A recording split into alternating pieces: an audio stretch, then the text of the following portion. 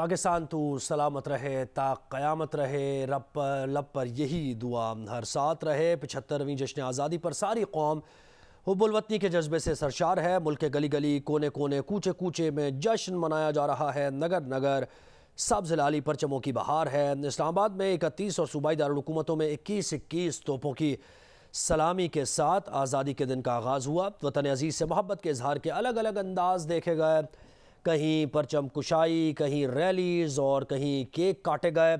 जियो news और team जियो की जानिब से तमाम अहले वतन को यौम आज़ादी की मुबारकबाद।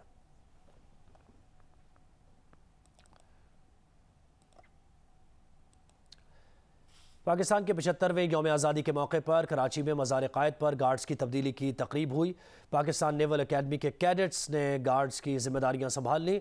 कायम मकाम गवर्नर सिंध आगा सिराज दुरानी, वज़ीर आला सिंध मुराद अली शाह और तीनों मुसल्लह अफ़वाज के नुमाइंदों ने भी मज़ार क़ायद पर हाज़री दी। पाकिस्तान के 75वें यौम आज़ादी के मौके पर बानी पाकिस्तान कायद आज़म मोहम्मद अली जिन्ना के मज़ार पर एजाज़ी गार्ड की तब्दीली की पुरवकार तकरीब। पाकिस्तान नेवल अकेडमी के कैडेट्स के चाको चौबंद दस्ते ने मज़ार क़ायद पर एजाज़ी गार्ड के फ़राइज़ संभाले। एजाज़ी गार्ड्स में 2 ख़वातीन कैडेट्स भी शामिल हैं। पाकिस्तान नेवल अकेडमी के गार्ड्स ने बानी पाकिस्तान कायद आज़म को कौमी सलाम पेश किया। तकरीब के मेहमान खुसूसी commandant Pakistan naval academy commodore Mohammad Khalid ने गार्ड्स की तब्दीली के अमल का मुआयना किया। मेहमान खुसूसी ने मज़ार क़ायद पर फूल चढ़ाए और फातिहा खानी की। कायम मुकाम गवर्नर सिंध आगा सिराज दुरानी और वज़ीर आला सिंध मुराद अली शाह ने भी अपनी काबीना के अरकान के हमरा मज़ार क़ायद पर हाजिरी दी। तीनों मुसल्लह अफ़वाज के नुमाइंदों ने भी मज़ार क़ायद पर हाजिरी दी और फूलों की चादर चढ़ाई। वफाकी वज़ीर अमीनुल हक ने भी मज़ार क़ायद पर हाजिरी दी और बानी पाकिस्तान को खिराज अक़ीदत पेश किया।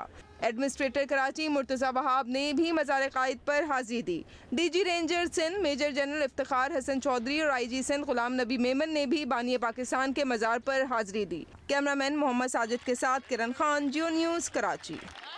बलूचिस्तान के शिमाल मशरक़ी इलाकों में मानसून के चौथे स्पेल की शिद्दत में मज़ीद इजाफा हो गया है। कोलू में तूफ़ानी बारिश के बायस सैलाबी सूरत हाल है। जश्न आज़ादी की मरकज़ी तकरीब मुलतवी कर दी गई। तोबा चकजई में मूसलाधार बारिशों की तबाही हुई है। रेले में बहकर 2 अफराद जाँ बहक और लापता हो गए। ज़िला क़िला अब्दुल्ला में 3 रोज़ के दौरान हलाकतों की तादाद 8 हो गई।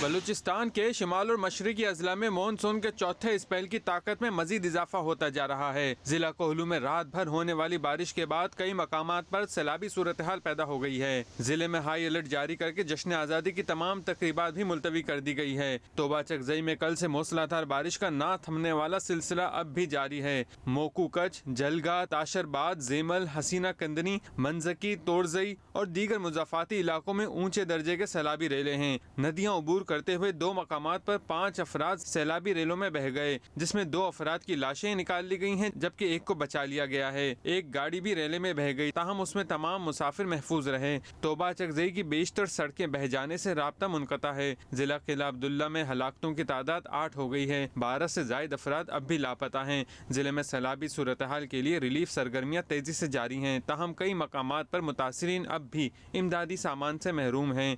बारखान, रखनी, डेरा बुगटी, शिरानी, धानासर, फोर्ट मिनरू, कोहे सुलेमान, ज़ियारत किला सैफुल्ला में भी मूसलाधार बारिश से नशीबी इलाके ज़ेरे आब आ चुके हैं। चमन के बाला इलाकों कोजकटाब, शीलाबाग पर मूसलाधार बारिश जारी है। सिब्बी शहर और गिरदुनवा में भी वक्फे से हल्की बारिश हो रही है। नाड़ी नदी में तुग़यानी के सबब दरमियाने दर्जे का सैलाबी रेला गुजर रहा है। ज़िला क़िला अब्दुल्ला में 1 रोज़ कबल डैम टूटने के बाद सैलाबी रेलों ने बड़े पैमाने पर तबाही मचाई है। इस क़िला अब्दुल्ला के गांव माचका में काफ़ी नुकसान हुआ है। मज़ीद बताएंगे वहाँ मौजूद है नुमाइंदा जियो न्यूज़ सलमान अशरफ। मैं इस वक्त बलूचिस्तान के ज़िला किला अब्दुल्ला की मोचका किली में मौजूद हूँ, जहाँ पे आपको गुज़श्ता रोज़ डैम टूटने के बाद यहाँ आने वाले सैलाब की दास्तान नज़र आ रही है। घर गिरे हुए हैं, मकानात गिरे हुए हैं, कई कमरे यहाँ पे गिरे हुए हैं। इलाका मकीनों का सामान जो बचा कुचा था वो पड़ा हुआ नज़र आ रहा है और उनकी बेबसी की दास्तान बता रहा है। सूरत हाल ये है कि तमाम मकीन यहाँ से अपना घर छोड़कर जा चुके हैं और वो अपने मदद आपके तहत जो इंतजामात कर सकते थे, अपने बच्चों को, अपनी ख़वातीन को वहाँ पे मुंतकिल करने का, अपने बुज़ुर्गों को, वो उन्होंने किया है।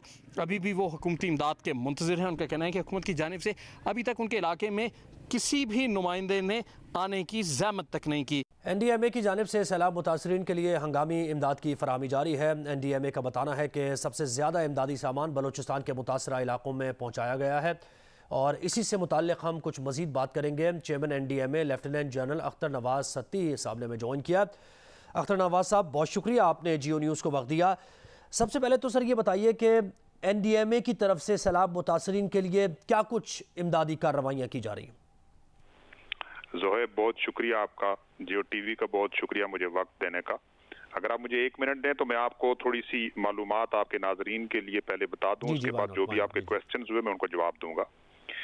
ज़ोहैब, आप जानते हैं कि इस वक्त पूरी दुनिया में मौसमियाती तब्दीलियाँ रोनुमा हैं और पाकिस्तान के अलावा हमारे अपने खित्ते में चीन, भारत, बांग्लादेश, सब में इस वक्त सैलाब से लाखों लोग मुतासर हुए हैं। पाकिस्तान में जो 13 जून से ये बरसात की बारिशें शुरू हुई हैं उसमें बहुत अनप्रेसिडेंटेड बारिशें हुई हैं, खास तौर पे बलूचिस्तान में। आप इमेजिन करें कि बलूचिस्तान में 249% अपने 30 साल रिकॉर्ड से ज्यादा बारिशें हुई हैं, जबकि बलूचिस्तान ना सिर्फ इंफ्रास्ट्रक्चर बल्कि अपने जोग्राफिया के लिहाज से भी इस तरह की बारिशों के लिए तैयार नहीं होता। ये बारिशें इंतहाई तेज और शदीद होती हैं, जिसकी वजह से नदी नालों में इमीडिएटली तुगयानी आती है, हिल टॉरेंट्स आते हैं और अर्बन फ्लडिंग भी होती है इसकी वजह से। अगर मैं आपको ये बताऊं कि पिछले 24 घंटे में बलूचिस्तान का जो बारखान का इलाका है वहाँ 110 मिलीमीटर बारिश हुई, जबकि सिंध में छोर के इलाके में 101 मिलीमीटर बारिश हुई है। इन बारिशों के दौरान 598 लोगों की अमवात हुई, तकरीबन 1000 के करीब लोग जख्मी हुए, लेकिन इसमें से ज्यादातर जो है वो मामूली जख्मी वाले लोग थे। जहाँ तक रेस्क्यू और रिलीफ का काम है तो सिविल एडमिनिस्ट्रेशन, प्रोविंशियल गवर्नमेंट और फेडरल गवर्नमेंट के तमाम इदारे, बशमूल एमरजेंसी के इदारे जिसमें डिजास्टर मैनेजमेंट के इदारे हैं, पाकिस्तान आर्मी, नेवी, FC, मिलकर रेस्क्यू एंड रिलीफ का काम कर रहे हैं। हमारी प्रायोरिटी इस वक्त लोगों को शेल्टर, फूड, मेडिकल देना है और उसके बाद इंफ्रास्ट्रक्चर को बहाल करना है। आपको मालूम है कि जिन लोगों के प्यारे उनसे बिछड़ गए हैं उनको वज़ीर आज़म साहब की तरफ से खुसूसी ये 5 लाख से 10 लाख इसकी जो इमदादी रकम है उसको किया और ये 10 लाख के चेक्स जो है उनके लवाहिकीन के हवाले बड़ी तेजी से जो है वो किए जा चुके हैं। इस वक्त तकरीबन 80% लोगों को ये चेक्स इशू किए जा चुके हैं। मैं आपको ये भी बताऊं कि जी मजीद पेशगोई है कि 16 से 18 अगस्त तक पूरे मुल्क में, बिल्कुल खास तौर पे पंजाब के वस्ती और जनूबी इलाके, बलूचिस्तान और सिंध में मजीद बारिशें होगी।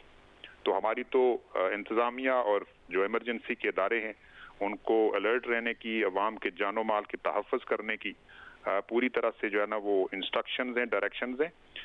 अवाम से, आपके नाजरीन से मैं ये दरख्वास्त करूँगा कि वो ज़रूर एहतियाती तदाबीर करें, ख़ास तौर पे अपनी गैर ज़रूरी नकलो हरकत पे इस दौरान अगर कमी कर सकें तो वो ज़्यादा मुनासिब होगा।